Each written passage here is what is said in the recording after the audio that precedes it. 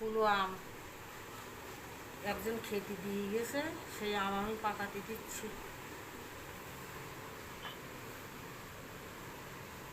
একটু ওষুধ দিচ্ছি, একটা লাল ওষুধ দোকানে পাওয়া যায়, সেই ওষুধটা দিচ্ছি। দেওয়ার পরে 2-3 দিন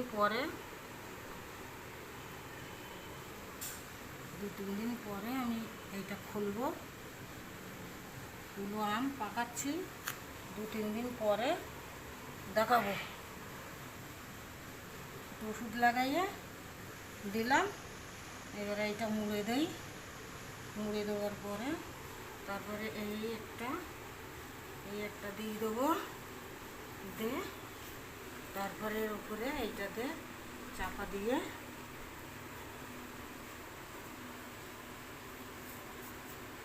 3 দিন পরে